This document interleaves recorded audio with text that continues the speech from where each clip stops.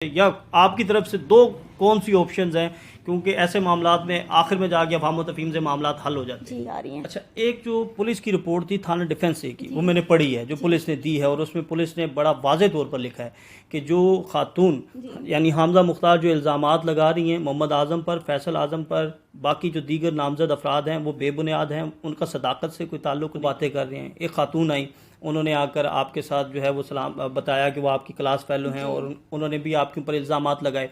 इसके साथ साथ और जो लोग बातें कर रहे हैं सोशल मीडिया पर कि आप उस स्कूल में पढ़ती थी, आप इस घर में जाकर रही हैं, उसके हवाले से क्या कहती हैं कि क्या उनमें कोई हकीकत है? एक वीडियो की बात की जा रही है कि जब उस वक्त सुलहनामा हुआ था तो एक वीडियो बनाई गई थी और उस वीडियो में आपने क्या बातें की थी, वो क्या चीज़ है? वो हमारा जो आईन पाकिस्तान है, जो हमारा इस्लामी कानून है, तो वो तो आप दोनों को जो है वो मुजरिम करार देगा।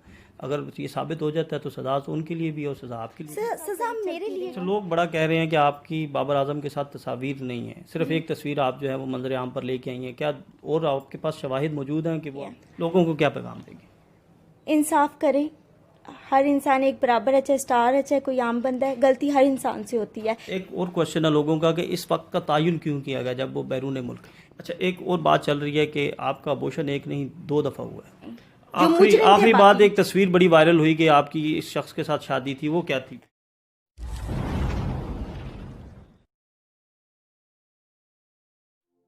बाबर आजम को और बाबर आजम की पूरी फैमिली को सख्ती से अदालत की तरफ से इस चीज़ का नोटिस आया है कि मुझे हरासा नहीं किया जाए। और अभी तो हमारा केस भी फारिग नहीं हुआ, आपके सामने अगर फारिग हो तो 14 तारीख को क्यों मुझे दोबारा बुलाया गया है? ऐसा कुछ भी नहीं, ये सिर्फ एक गुमराह अवाम को करने के लिए अफवाहें उड़ाई जा रही हैं। अच्छा, एक जो पुलिस की रिपोर्ट थी थाना डिफेंस से की, वो मैंने पढ़ी है, जो पुलिस ने दी है, और उसमें पुलिस ने बड़ा वाज़ेह तौर पर लिखा है कि जो खातून यानी हामजा मुख्तार जो इल्ज़ामात लगा रही हैं मोहम्मद आज़म पर, फैसल आज़म पर, बाकी जो दीगर नामजद अफराद हैं वो बेबुनियाद हैं, उनका सदाकत से कोई ताल्लुक नहीं है। उन्होंने तहकीकात की हैं, उन्होंने इंक्वायरी रिपोर्ट दी है और उस पुलिस रिपोर्ट में उन्होंने कहा था कि आपकी दरख्वास्त को खारिज कर दिया जाए। तो उसके हवाले से थोड़ा सा बताएं कि पुलिस ने क्या आपका बयान रिकॉर्ड किया इस हवाले से? जब आप अदालत में गई, आपने थाने में दरख्वास्त भी दी थी कि हरासा किया जा रहा है, तो क्या पुलिस ने क्या इन्वेस्टिगेशन की थी आपसे? सर, उन्होंने तो पहले नंबर पे मुझे बुलाया नहीं, मुझे तो इल्म भी नहीं है कि डिफेंस ए में मेरी कोई बयान उन्होंने रिकॉर्ड करने थे। ये सब कुछ उन्होंने खुद ही प्लांटेड किया है। मुझे पता नहीं, उनके पास शायद कोई गैप का इल्म था कि मैं झूठ बोल रही हूँ, क्योंकि मेरे तो कोई उन्होंने बयान ही नहीं, उन्होंने खुद ही लिख के वहाँ पे दे दिया अदालत में कि जी मेरे बयान रिकॉर्ड हो गए। मुझे तो कांटेक्ट तक नहीं किया गया कि मेरे कोई बयान अदालत में गए हैं, मुझे तो इस बात का इल्म भी नहीं है। तो क्या इस रिपोर्ट को लेकर आप कोई आगे कार्रवाई करेंगी पुलिस के खिलाफ, जो उन्होंने एक तरफा जो रिपोर्ट बनाई है? और जो 28 नवंबर को आपने ये दरख्वास्त दी थी, वो दरख्वास्त थी क्या? सर, 28 नवंबर को जो मैंने दरख्वास्त दी थी वो मैंने दी थी जो मुझे इस तरह थ्रेट किया जा रहा है नसीराबाद में, और मुझे मैसेज डिफेंस ए में सर मेरे साथ जो बाबर आजम करता रहा था, जो भी हरकत, वो सारे मामलात वो उस दिन सेशन कोर्ट के थे और वो उन्होंने बेबुनियाद डिफेंस ए ने कर दिया अपने ही बलबूते पे। मुझे तो किसी ने बुलाया भी नहीं है, ना मुझसे पूछा, ना मेरी कोई इन्वेस्टिगेशन हुई है, ना मुझसे कोई सवाल किया है। उन्होंने खुद ही बयान रिकॉर्ड करके भेज दिया वहाँ पे। अब हम थोड़ा सा जो सोशल मीडिया पर चीज़ें चल रही हैं उसके हवाले से हम बात करेंगे। लोग ये कह रहे हैं कि उस स्कूल के बाहर खड़े होकर जो है वो बातें कर रहे हैं। एक खातून आई, उन्होंने आकर आपके साथ जो है वो सलाम बताया कि वो आपकी क्लास फेलो हैं और उन्होंने भी आपके ऊपर इल्ज़ामात लगाए। इसके साथ साथ और जो लोग बातें कर रहे हैं सोशल मीडिया पर कि आप उस स्कूल में पढ़ती थी, आप इस घर में जाकर रही हैं, उसके हवाले से क्या कहती हैं कि क्या उनमें कोई हकीकत है या क्या? अभी तक तो सर सारा झूठ ही चल रहा है। ये चीज़ मैं भी जानती हूँ और वो लोग भी जानते हैं जिनके साथ मेरा सब कुछ चल रहा है। ना मैं किसी लड़की को जानती हूँ, कौन लड़की थी वो, मेरी क्लास फेलो कोई भी ऐसी नहीं। इवन दैट वो लड़की मेरे स्कूल में भी नहीं थी। मैं अपने पूरे स्कूल के स्टूडेंट्स को जानती हूँ। तो छोटे छोटे बच्चे, 9 साल के बच्चा कह रहा है जी 24 साल की लड़की को वो बचपन से देख रहा है। तो मैं इन चीज़ों को बेबुनियाद समझती हूँ। मैं क्योंकि ये प्लेटफॉर्म ये गंद करने के लिए नहीं है, मैं ऐसी कोई भी हरकत नहीं देखना चाहती, ना करना चाहती हूँ। मैं लीगली तौर पे जो मेरा तरीकाकार है मैं उस तरीके से चाह रही हूँ। ये सब झूठ है। ना वो मेरा स्कूल है, मेरा स्कूल तो बाहर दूसरी जगह पर था। अब वो स्कूल 10 साल बाद इस जगह पे आ गए तो उनको क्या पता हो कि कौन हामिज़ है। बहुत से टीचर्स चेंज हो जाते हैं, बहुत से स्टूडेंट्स चेंज हो जाते हैं, लोगों को कैसे पता चलेगा हु इज़ हामिज़ा? तो ये सब झूठ चाह रहा है, लोगों को गुमराह किया जा रहा है। यानी वो स्कूल 10 साल पहले कहीं और पर था, वो वहां पर जो है वहां से मुंतकिल हुआ है। जी, मुंतकिल हुआ। तो ऑब्वियसली टाइम के साथ टीचर्स चेंज होते हैं, स्टूडेंट्स चेंज होते हैं। अब 10 साल पहले की हिस्ट्री तो वहां पे बैठी नहीं होगी, तो ये सब झूठ है, ऐसा कुछ भी नहीं है। अच्छा हमजा, एक बात तो हमें इस्टेब्लिश होती नज़र आ रही है कि आपका बाबर आजम के साथ रिलेशन था, क्योंकि उनके वकील का हमने इंटरव्यू किया तो उन्होंने इतराफ़ किया कि 2017 में एक डिस्प्यूट था जो कि हल हुआ, उसके बाद जो है वो एक तनाज़ा फिर दोबारा इकट्ठा हो गया। उससे पहले ये बात कर ली गई थी कि आप उनके साथ और उनका आपके साथ कोई ताल्लुक़ वास्ता नहीं होगा। एक वीडियो की बात की जा रही है कि जब उस वक्त सुलहनामा हुआ था तो एक वीडियो बनाई गई थी और उस वीडियो में आपने क्या बातें की थी, वो क्या चीज़ है? सर वो वीडियो मैं जब प्रेस कॉन्फ्रेंस की थी, मैं तब से कह रही हूँ कि मुझे वीडियोस की बुनियाद पे वो ब्लैकमेल कर रहा था बाबर आजम के साथ। मुझे तो उसने यही बोला था कि हम लोगों की ज़बानी बात हुई थी कि हम लोग शादी करेंगे, उसकी पूरी फैमिली बीच में इन्वॉल्व थी।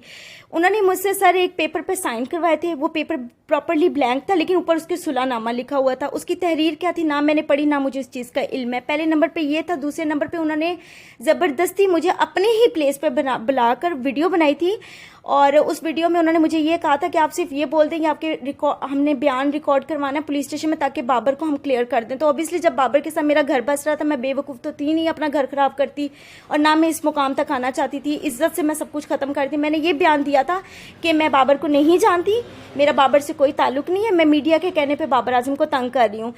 मेरे दो सवाल हैं, पहले तो ये साबित मैं कर चुकी कि बाबर के साथ मेरे ताल्लुकात थे। दूसरे नंबर पे अगर मुझे मीडिया कह रहा हो कि तुम बाबर को इस तरह जलील करो, तो 2018 में मैं मीडिया के कहने पे आई थी, तो मैं खामोश क्यों हो गई थी? मीडिया मुझे खामोश होने देना था? मीडिया तो अभी नहीं मुझे खामोश होने दे रहा। आपके सामने मैं कितने तनकीद का निशान हूं, हर बंदे के सवाल का जवाब मुझे देना पड़ रहा है ना चाह के भी। तो ये वीडियो थी। इसके बाद सर हमारा कोई भी इस तरह की कोई लड़ाई झगड़ा नहीं था, लेकिन जब लड़ाई झगड़ा होता था, मैं अगर कोई स्टेप उठाती थी पुलिस की तरफ जाने का, तो मुझे हमेशा इसी वीडियो की बुनियाद पर ब्लैकमेल करके बिठा देते। अगर मेरा 2018 में बाबर आजम के साथ सुलह हुई तो फिर बाबर आजम अब मुझे क्यों राब्ता करता था? मेरी CDR आप नवंबर की जाके चेक करें कि बाबर आजम की मेरे में इनकमिंग कॉल्स हैं, उसके मैसेजेस हैं, उसके फादर के नंबर से वीडियो कॉल्स हैं। अब क्यों मुझे वो कांटेक्ट करता था? एक स्टार है ना, मैं एक I am just a common person, वो मुझसे क्यों कांटेक्ट करता था? हमजा, आपने जो है वो बाबर के लिए बड़ी कुर्बानियाँ दी जी, जो आपने पहला इंटरव्यू दिया था। जी, आपने, अब हम ये कह सकते हैं कि मोहब्बत का ये अंजाम जो है, ये पूरी पाकिस्तान जो है वो देख रहा है कि एक मोहब्बत जब अपने पीक पर, यानी कहेंगे जिस समर खाना था, आपने एक उसके साथ बहुत अरसा गुजारा और उस वक़्त आपके साथ ये हो रहा है। तो अब तक आपने बाबर आजम पर, हमने ख़ुद भी तहकीक की, तफ्तीश की, हमें पता लगा काफ़ी जगहों से कि आपका उनके साथ रिलेशन बहुत अच्छा था, क्रिकेटर्स को भी पता था और आपने बहुत ज़्यादा उनकी माली सपोर्ट की। तो कुछ एक अमाउंट बता सकती हैं कितनी आपने अब तक अमाउंट उनके? देखिए सर, मैं पहले दिन से अभी तक सिर्फ एक ही बात कर रही हूँ, यहाँ बात पैसों की नहीं है, यहाँ सिर्फ और सिर्फ मेरी इंसानियत की है, मेरी मोहब्बत की है और मैंने जितना उसके लिए सेक्रीफाइस किया उस चीज़ की, मेरी कुर्बानी की है। मैं कभी भी नहीं बता सकती कि मैंने उसको कितना किया, लेकिन मैं ये कहती हूँ कि अल्हम्दुलिल्लाह जितना मैंने कमाया था सब बाबर आजम के ऊपर मैंने लगाया था। मैं अमाउंट एग्जैक्ट नहीं बता सकती, ना मैं इस चीज़ के बारे में बोलूँगी क्योंकि मैं झूठ नहीं बोलूँगी। आपने देखा है मैंने अपनी पहली वीडियो में कुरान पाक उठाया, ना मैं कुरान पाक उठाकर ना कोई मैं झूठा बयान दूँगी, ना मैं कोई झूठी लोगों की कंट्रोवर्सी बनना चाहती हूँ और ना ही मैं कोई झूठे गवाह यहाँ पेश करना चाहूँगी। अच्छा, जो आपने थाना नसीराबाद में दरख्वास्त दी है उसकी दिफात का आपको अंदाज़ा है, और अगर वो साबित होती हैं तो हमारा जो आईन पाकिस्तान है, जो हमारा इस्लामी कानून है, तो वो तो आप दोनों को जो है वो मुजरिम करार देगा। अगर ये साबित हो जाता है तो सज़ा तो उनके लिए भी है और सज़ा आपके लिए। सज़ा मेरे लिए क्यों है? मैं यही तो सवाल कर रही हूँ, मेरा कहाँ पे कसूर है? मुझे किस चीज़ की सज़ा है? मैं तो उसके साथ बिल्कुल ठीक चली हूँ। जिस तरह एक बीवी के जो हकूक़ होते हैं मैंने तो पूरे किए हैं। मुझे मेरी बेबसी को, मेरे हालात को सज़ा में तो ना मुर्तब करें। मेरा इसमें क्या गुनाह है?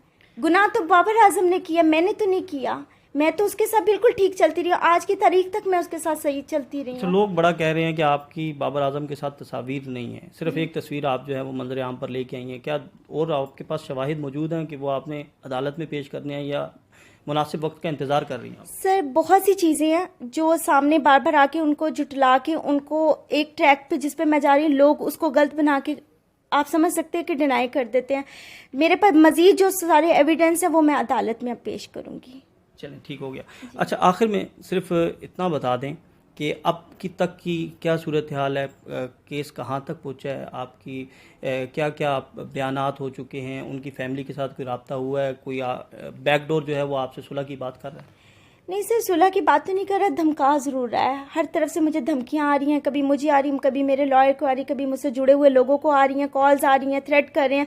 लेकिन मैं ये केस वापस नहीं लूँगी, मैं सच पे खड़ी हूँ, मैं लड़ूंगी। सिविल सोसाइटी ने कोई रब्ता किया, हुकूमत ने रब्ता किया, किसी फलाही तंजीम ने रब्ता किया कि जी हम आपके साथ खड़े हैं, आप खातून हैं, आप अकेली हैं, आप ये जद्दोजहद कर रही हैं, हम आपके साथ पीछे सपोर्ट करेंगे? सर, जब मैं घर से निकली थी अकेली थी, लेकिन अब अल्लाह का शुक्र है, लोग मेरी बात को मान के, यकीन देख के और चीज़ को समझ रहे हैं। समझ के बहुत से लोग मेरे साथ चलना शुरू हो चुके हैं। लोगों को क्या पैगाम देंगे? इंसाफ करें, हर इंसान एक बराबर है, चाहे स्टार है चाहे कोई आम बंदा है, गलती हर इंसान से होती है। लोग बाबर आजम को सिर्फ 4 घंटे 6 घंटे जानते, बाकी जो उसकी ज़िंदगी 18 घंटे की होती है वो कोई नहीं जानता। वो मैं जान सकती, मुझे पता है कि वो किस तरह अपनी ज़िंदगी गुजारता है। एक और क्वेश्चन है लोगों का कि इस वक्त का तायुन क्यों किया गया जब वो बैरून मुल्क? मैंने तो सर बैरून मुल्क से पहले ही पुलिस कंप्लेन कर दी थी। 20 को जब ये वाक़या पेश हुआ है, मैंने 21 तारीख को, 20 की रात शाम को हुआ था, रात को मैं जब पुलिस स्टेशन एसपी साहब के पास गई हूँ तो वो वहाँ पे मिले नहीं थे। 21 को मैंने कंप्लेन अपनी दे दी। एसपी साहब ने मेरे खुद सुने थे, जो उनके एसपी ऑपरेशन थे, उन्होंने डीएसपी मॉडल टाउन को भेज दी। 3 दिन तक मैं उनके पास गई थी, तब तक बाबर आजम पाकिस्तान में मौजूद था, लेकिन उन्होंने बाबर आजम को यहाँ से भेज के फिर मुझे ऑब्वियसली इस प्लेटफॉर्म पर आना पड़ा। सिर्फ 2 बातें बता दें कि सुलह होगी या दो शर्तों में, कहते हैं ना कि या तो मेरे साथ शादी कर लो, या मुझे ये हरजाना दे दो, या सज़ा ले लो, या मुजरिम बन जाओ। तो क्या आप उसे सज़ा दिलवाएंगी, या अगर वो कहे कि मैं आपको अपनाना चाहता हूँ, आपसे शादी करना चाहता हूँ, इन दोनों में से या आपकी तरफ से 2 कौन सी ऑप्शंस हैं? क्योंकि ऐसे मामलात में आखिर में जाके अफाम व तफहीम से मामलात हल हो जाते हैं। जी, दगा की सज़ा बस। अगर वो कहें मैं शादी करने के लिए तैयार हैं, फिर नहीं, इतनी ज़िल्लत और तनकीद लोगों की लेके मुझे नहीं लगता, नहीं, दगा की सज़ा होगी। अच्छा, एक और बात चल रही है कि आपका अबॉर्शन 1 नहीं 2 दफ़ा हुआ है। ऐसा तो कुछ भी नहीं है, ये तो झूठ है, ऐसा कुछ भी नहीं है, एक ही दफ़ा है। अब लोग इस चीज़ को शर्म करें कि कौन सा बात कहाँ पे वो लेके जा रहे हैं। अगर एक औरत अपना खुलासा खोल रही है तो मैंने ये सब कुछ पहले दिन इसलिए खोला था कि लोग आस्ता आस्ता उस चीज़ को, जिस तरह आए दिन सवालात उठ रहे हैं, मैंने इसलिए ये सारा खुलासा खोला था। मुझे अपनी इज्जत को छानने का कोई नहीं है, इस तरह का कुछ भी नहीं है। जो हकीकत है, मैंने तो बार बार ये एक ही बात की है कि आप जो आई विटनेस थे उनको लेकर आएँ। आखिरी बात, एक तस्वीर बड़ी वायरल हुई कि आपकी इस शख्स के साथ शादी थी, वो क्या थी?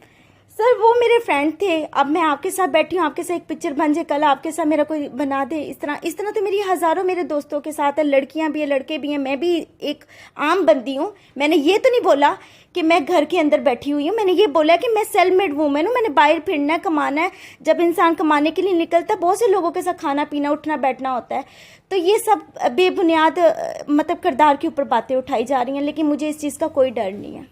जी बिल्कुल, हामज़ा मुख्तार जो हैं वो आपसे बात कर रही थी, हमसे बात कर रही थी, और इस अज़्म का उन्होंने अदा किया है कि वो अब बाबर आज़म को कैफ़े किरदार तक पहुंचा कर ही दम लेंगी। और शादी से मुतल्लिक़ हमने उनसे बात की तो उन्होंने कहा अब वो शादी नहीं करेंगी, अब वो अपनी जो उन्होंने मंजिल का तयन किया है उस पर जाकर ही दम लेंगी। अब आप लोगों ने फ़ैसला करना है, और ख़ास तौर पर मैं यहाँ पर एक रिक्वेस्ट करना चाहूँगा। देखिए, मैंने हामज़ा का पहले इंटरव्यू भी किया, इनके वकील का किया, और बाबर आज़म के वकला का भी किया, उनके फैंस का भी किया। मैंने किसी इंटरव्यू में ना तो इनकी साइड ली, ना मैंने बाबर आज़म की साइड ली। मैंने वो चीज़ें आपके सामने रखी जो हक़ाइक़ पर मबनी हैं, और हमारा काम भी यही है कि जो चीज़ें हक़ाइक़ पर मबनी हैं उनको सामने रखा जाए। तो खुदारा जब आप कमेंट करते हैं, आपके कमेंट से मेरी ज़ात को कोई फ़र्क नहीं पड़ेगा। आप एक मुअज़्ज़ब शहरी होने का सबूत दिया करें। जो आपके सवालात हैं, जितने आप लोगों ने सवाल किए थे, मैंने हामज़ा से पूछे हैं और इन्होंने जवाब भी दिए हैं। अब वो जवाब दुरुस्त हैं गलत हैं, ये फ़ैसला जो है आप लोग भी कर सकते हैं। और अदालत जो है, अदालत में केस जा चुका है, 2 दरख्वास्तें जो हैं वो अदालत में ज़ेर इल्तिवा हैं, तो फ़ैसला होगा। और इंशाअल्लाह हम हक़ और सच की फ़तह चाहते हैं। अगर हामज़ा कसूरवार हैं तो इनको सज़ा मिलनी चाहिए, और अगर बाबर कसूरवार है तो उसको भी सज़ा मिलनी चाहिए। आज के लिए इतना ही। अगली वीडियो में आपके साथ मज़ीद चीज़ें लेकर आपके सामने आएंगे। तब तक के लिए अल्लाह हाफ़िज़।